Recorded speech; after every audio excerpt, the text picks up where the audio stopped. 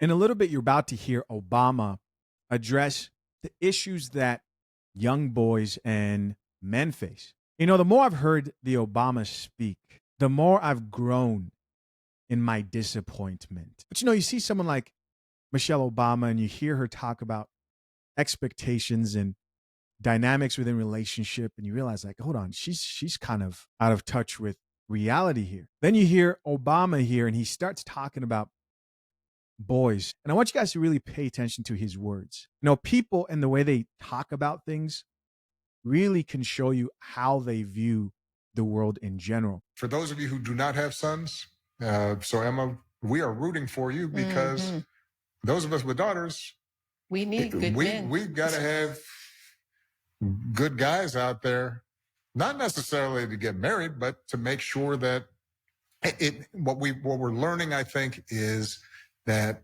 when we don't think about boys and just assume they're going to be okay because they've been running the world and, you know, they've got all the advantages relative to the girls, and all of which has historically been true in all kinds of ways. But precisely because of that, if you're not thinking about what's happening to boys and how are they being raised, then that can actually hurt women. And I would argue that some of the broad political trends we've seen, not just in this country, but around the world, have to do with this sense of, you know, boys, men not feeling as if they are seen, feeling as if they count. Mm-hmm. And that then makes them more interested in appeals by folks who say, you know what, the reason you don't feel respected is because women have been doing this, or this group has been doing this. Okay, so I know there's a little bit left. Let me just let it play up. Yes, or that group's been doing this, and that is not that's not a healthy place to be. Okay, so you hear Obama there talk about how we need to think about the way boys are being raised, and on the surface, it sounds like he actually cares about the issues that boys and young men are facing today. We all know that boys have been left behind. I mean, you hear about it all around you. People talk about how young men aren't excelling in different areas in life.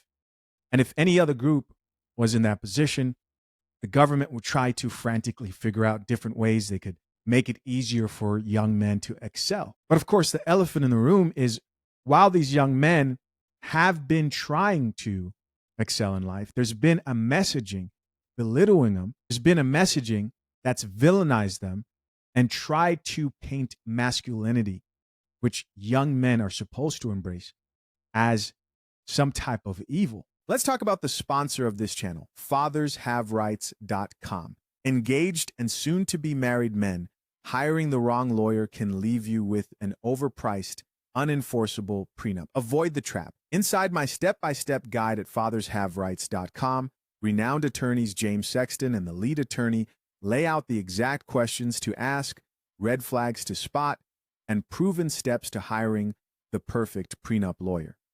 The guide itself costs only a couple of coffee dates, far less than a single billable hour.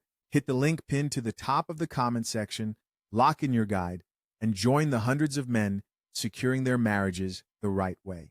The problem I have with this perspective is Obama sounds like he's pretty much saying we need to really think about the way boys are being raised because that will affect women. Not because maybe young men just need a hand. Maybe there needs to be more encouragement focused on young men excelling in life.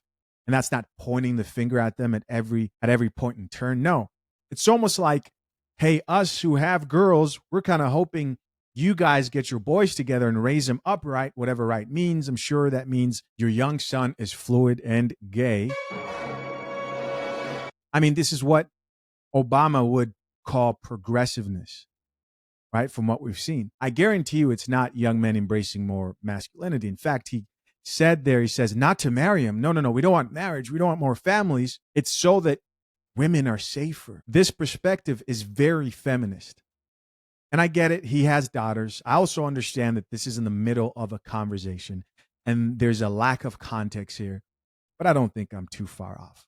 We know what Obama stands for, right? He's been very obvious about that. We know that he's talking about young men leaning right politically, and he's wondering, well, how did that happen? These young men weren't being raised up to understand just how powerful women are and how great women are and how much better women are at being in charge of things than men. Or maybe he believes that men and women don't have really much of a difference. But if you listen to him closely there, his vantage point is very much gynocentric, female focused. Got to fix these young boys so that they're not hurting these innocent women. Have you ever thought that maybe some of the women aren't so innocent, right? Still painting men as these horrible creatures who need to be railed in instead of painting them as individuals, people, human beings who might actually need some help. Of course, I think this is from Michelle Obama's podcast. Let's see what the people have to say in the comment section here down below. I'm sure they're fans. Top comment here says, well said, a demonstration in empathy is a lesson for us all. This comment here says, I'm raising 2 young men to have respect and empathy, to think before they act or talk, to treat others with kindness and thoughtfulness, all without their dad. Well, that's not going to work. Or at least that's the harder way of doing that, because unlike what Obama says there, we don't, no, not for marriage. We don't want to push marriage, because if you guys didn't hear one of Michelle Obama's podcasts I covered, she's like big on not pushing marriage on women when she's in a marriage. Goes on to say, for the most part, she's saying without the dad, it's hard. They have a lot of examples of what not to do. Somebody else who says, AKA, do not turn them into podcast bros. And so a lot of these women, and Obama included, they relish in the time when men didn't get behind microphones at all. And yeah, I do understand there's some platforms that may be problematic and toxic, but the censorship, controlling speech, wanting to criminalize free speech was an approach that they were very close to, that I'm sure they're angry that they could not actually see through. Here's somebody else who says, I have 4 boys, changing the patriarchy from the inside. What an idiot. Another person here says, I've got 4 teenage sons and I'm trying, Mr. President. I'm trying.